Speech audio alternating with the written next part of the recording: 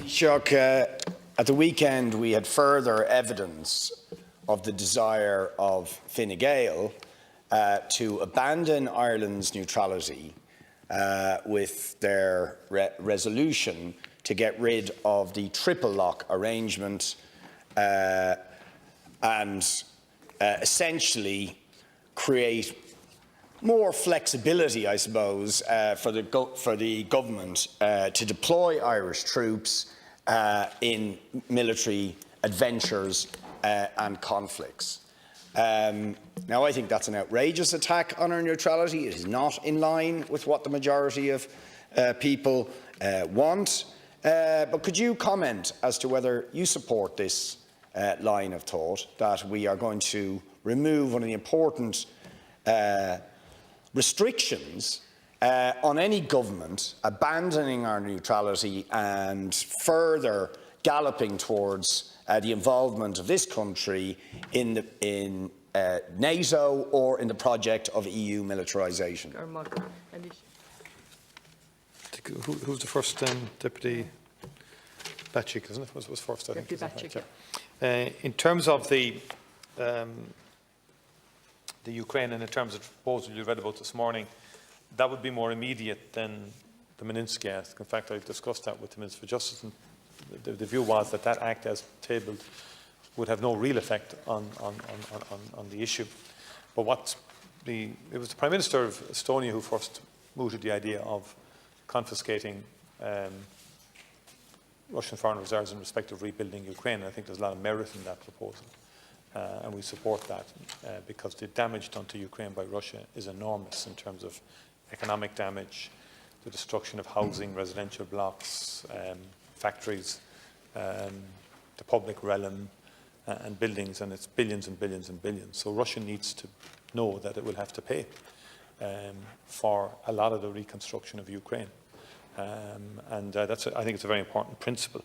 Now, it's quite complex from a legal perspective, and that remains to be worked out. I will talk again to the Minister in respect of the legislation that your party has brought before the House, that Deputy Howland has in that respect. On the solidarity tax, that will include the Corrib field, and was it you raised that? Yes. Yeah, as well.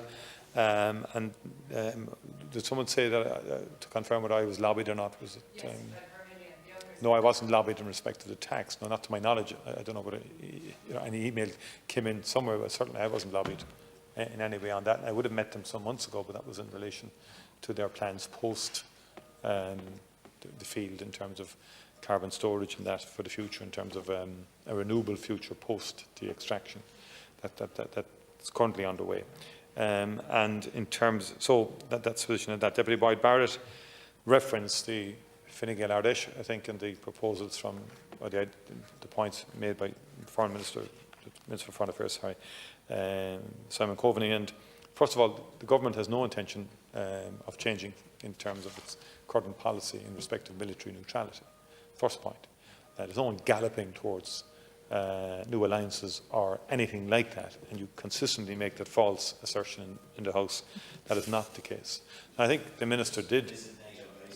The Minister referenced the triple lock more in the context of the need for reform of the United Nations, and particularly the veto that Russia has at the Security Council, which, let's be straight about it, given its outrageous attack on Ukraine, by any objective, any yardstick, it's an appalling, inhuman, immoral attack on the people of Ukraine. Yet that country that is doing that is on the Security Council. No, I don't actually equate the US to Russia. Iraq was, I don't was better, was it? That invasion was okay. There you go again. The whataboutery through the chair is a constant. You're against the pro forma, but then you go off and you attack America. And the bottom line is you attack America far more than you do Russia, ever. The bottom line is this, that my point is, without interruption, it is not tenable that situation continues, in my view. There has to be reform of the UN, and there has to be reform of the UN Security Council. Ireland, when we were on the Security Council, put forward a very good proposal linking climate change with security. Right? India were sceptical at the beginning, and China was. Both of those countries abstained. One country stopped what the overwhelming majority of the UN wanted, was to link climate with security, which Ireland was championing. And all the small island states in the Pacific were very pleased with Ireland following up on its commitments that we made in the election to the Security Council. Who opposed it? Who vetoed it? Russia. Now, there are issues there, and it's just putting your head in the sand, deputies, if you don't think there's not an issue there. And I think Minister Coveney is quite right, entitled to articulate a view on that. Now, I think we still need a triple lock in terms of the General Assembly and so on like that. And I have suggested we need a Citizens' Assembly to discuss these issues in a more informed way and a more deliberative way than has been the case to date.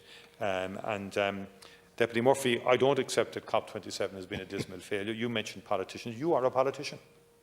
You are a politician, Deputy, just like I'm a politician. You oppose carbon tax. Some would say that's a dismal failure on your part in respect of climate change. But I think a lot of politicians are very sincere about climate change, and I think a lot of progress was made. I think Minister Eamon Ryan deserves a lot of credit for extremely hard work he had to put in over the last 2 weeks. And all of the Irish team, in terms of the civil servants we have in that department, the Climate Department and Foreign Affairs, deserve a lot of credit on loss and damage, because Ireland really were leaders on loss and damage. And we've already allocated funding under the Global Shield towards loss and damage, which is one small concrete proposal around trying to prepare for that.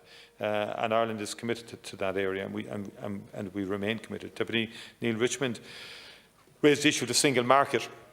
And again, you know, I did raise issues, well, how can we expand the single market? I think there's work not yet done in respect of services, for example, in the single market. And we do need to, I think, widen the single market in respect of services, which could help in terms of insurance costs and so on in the country. And on the protocol, we didn't discuss the protocol. Generally, we did in respect of where we were. But at that time, if you remember, British politics was in a different space.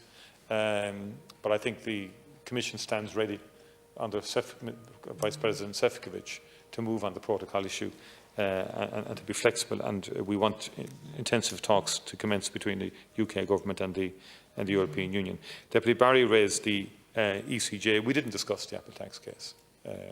That's now in the courts, and that remains to be resolved by the courts. On the position. But I'm just making the point. The question's in the context of my meeting with Vice President Vestager. I'm just making I think it's important to put on the record that we didn't discuss the Apple case, the updates are there to be had in terms of the proceedings of the court and the court's timetable. I can get the update for the deputy and can communicate that to him. Deputy Conway Walsh, I think, raised a separate issue in the motor insurance industry more generally, and you know, the motor insurance has come down,